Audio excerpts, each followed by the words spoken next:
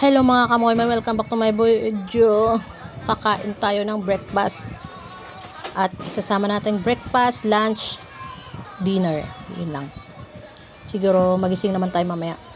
So, galing ako sa work. At matutulog na. Kakain muna bago matulog. Ayan.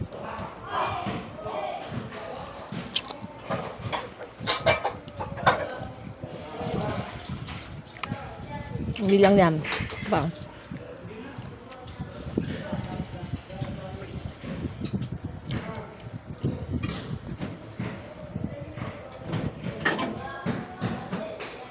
At hindi mawawala yung ating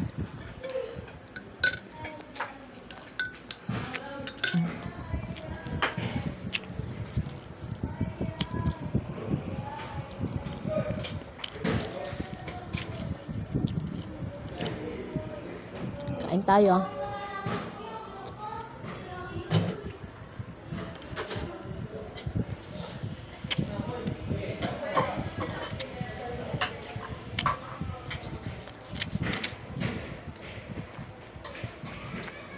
Dito nagtatapos ang ating video pa. Ayan.